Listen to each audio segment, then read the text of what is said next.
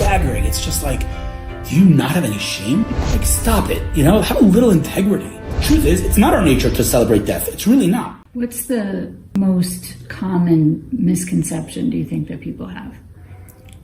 Pre-October 7th or post-October 7th? Let's do both. Post-October 7th, it said we're committing genocide. Because that was given legitimacy by the International Court of Justice. So people think we're committing genocide. The people that believe that, oftentimes, there's no talking to them. Because you can show them that the ratio between innocent and civilian deaths is the lowest it's been in any war in decades, maybe centuries. And you could show what Israel does to avoid civilian casualties. And you could show that Israel's losing hundreds of its own soldiers, so in order not to put the Palestinians at risk. These are all facts. So when a person says Israel's committing genocide, and I come at them with those facts, if they don't accept reality, then there's nothing to talk about. So that's post-October 7th. But I think pre-October 7th is that we occupy them, and they're oppressed, and we oppress them. 75 years of oppression. It's just like, what are you talking about? Like, what are you talking about? Apartheid? Really? How could you say that? Like, millions of Arabs live in Israel. Supreme Court justices, in the parliament, in every component and element of Israeli society with Arabs. Apartheid? So, on the one hand, it's our job to debunk the lies. On the other hand, we have to know that we have finite resources, and that if I'm spending time trying to convince someone on Twitter that there's no occupation, I should be doing something that's more effective.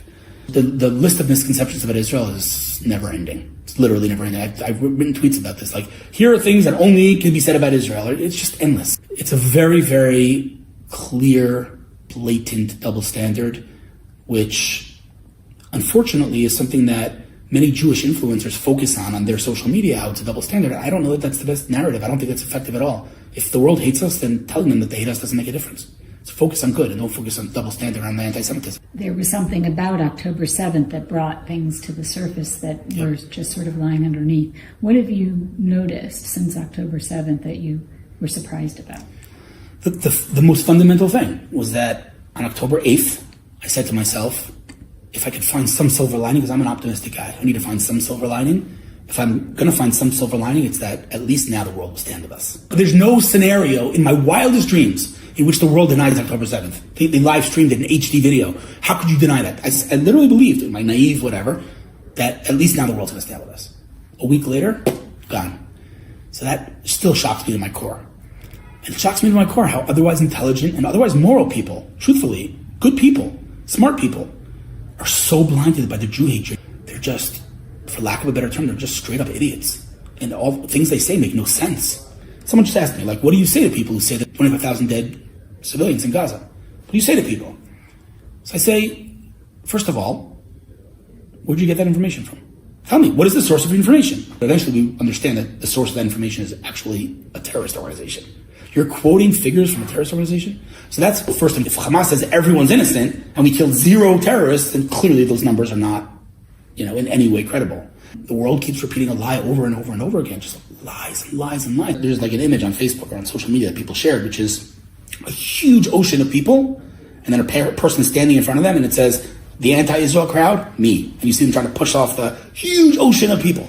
So, you're working against people at massive scale. And you've seen these videos, they go over to the protesters, what river, what sea? It's absurd. And that phenomenon exists in no other conflict in the world. If you're going to protest on the streets about something, you presumably know a little bit about that thing. Not here. So it's a crazy, crazy, twisted, backwards world.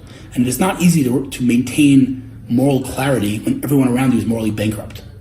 So it's our job to not let that into our soul, not let that seep in, because it's just pure immorality, And unfortunately, there are too many Jews that are anti-Israel, and it's crazy to see.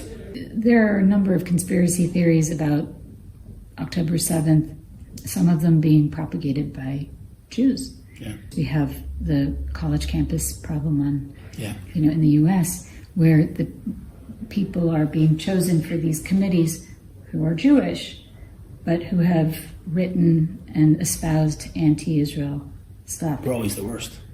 Yeah. We're always the worst. We're our worst enemy, always. Throughout the generations. Again, we have to understand this isn't a new phenomenon. There are 2 narratives. Number one, indigeneity. And so one is a counter to the indigeneity argument, and the other is just the counter to the legitimacy of the claim to the land. So the one narrative is that it's a lie, that Jews were never here, that the temple wasn't really a Jewish temple. This is the sort of thing that's taught in UNRWA schools and to children TV shows. We see the videos, if people look, they can find the videos of teaching children that what Jews are doing is digging tunnels underneath the Al-Aqsa Mosque in order to make it collapse, not in order to find, archaeological interesting artifacts of the Jewish connection to the land from thousands of years ago. Then the other narrative is, okay, yes, but that was thousands of years ago. It's meaningless. What are your thoughts about those two? So, like any argument, you need to know who you're talking to. You need to know your audience. You always have to know your audience, right? If your audience is willing to listen, we can talk. A lot of things we can talk about. But if they're coming at me and saying, Jews never existed in this land, is this a person you're going to get through to? If a person says that, and that's the level of dishonesty, we're not going to get anywhere. If you don't believe basic fundamentals of history and facts, what can I possibly say to you? Well, in that case, there are people, that isn't necessarily inability to deal with facts or truth. It's an ignorance because of being taught things that are false. So if somebody is, genuinely interested in why you think there is a legitimate claim other than in the Bible. Right. It's a pretty easy question to answer. 1948. You're quoting to me all day long about how the UN passed 14 resolutions against Israel in 2023 and the rest of the world only 7, right? Which is absurd. But you're quoting to me how we are occupiers and colonizers because the UN said so. Okay, so we're accepting the UN now? You accept the UN as an authority? Fine. The UN gave us a state in 1948. Leave me alone. That works for both of those. Yeah. And let's go even further. They gave the Arabs a state too. You had a state. You want a state? You had it. 1947. They gave them a partition plan. They gave them a state. That's it. They didn't take it. They attacked. And what happened next? We won. And they attacked again and we won. They attacked again and we won. What other country, does anybody say the Americans have to give America back? Forget thousands of years ago. Forget that. Let's just throw that out the window. 1948, we got a state. We were attacked multiple times. We won multiple times. We got land. We gave it away in many instances for peace. What do you want from me? Including Gaza. Yeah. So I'm saying, if you're going to tell me that I have to give this land back, then go tell America they have to give their land back. It's the hypocrisy. It's staggering. It's just do you not have any shame? Where do you live? I say to people online, they come out, I'm like, where do you live? And they say, I'm like, where'd you get that land from? It's shut, you're, stop it, have a little integrity. But when it comes to Israel, when it comes to the Jews, there is no integrity. The hatred runs so deep that it blinds people and the hatred just takes over. And again, unfortunately, I'm at the forefront of it. I'm at the forefront of the crazies, forefront. And it's very scary situations. One of the accusations, this sort of genocide, the general genocide issue, the overwhelming force, disproportionality, blah, blah, blah. In contrast to those claims, the army has taken great pains to and has put their own people at risk to avoid civilian casualties. But one of the things I remember is the idea that when your enemy is killed, you're not supposed to celebrate. It's a broader phenomenon. As a Jews. Because when a Jew is self-hating or anti-Semitic, he starts the sentence with, as a Jew. You ever see these people? Yes. As a Jew, we don't celebrate. And by the way, I hear what you're saying, and I'll address it in a second, but it's a deeper thing of Jews always siding with the enemy, always. Truth is, it's not our nature to celebrate death. It's really not. But when we celebrate the elimination of evil, we're not celebrating death. We're celebrating life. Those people are bringing death. We're celebrating life. And so, oftentimes, unfortunately, Jews throughout history are holier than thou. Well, we've always been that way. And so, again, I get these messages. Every time I post about a Hamas leader, I always have 1 or 2 Jews coming at me and say, you're acting like them. Right? That's what they say. We're going down to their level. You shouldn't celebrate death. Let me tell you what celebrating death looks like. On October 7th, in the festival, one of the survivors said that he played dead. Just lay there playing dead. And he heard what was going on. And as they were doing the atrocities, they were laughing. That is celebrating death. Us celebrating when a Hamas leader is eliminated, we're not celebrating death, we're celebrating life. It's a very, very, thin line, but it's also a fundamental difference.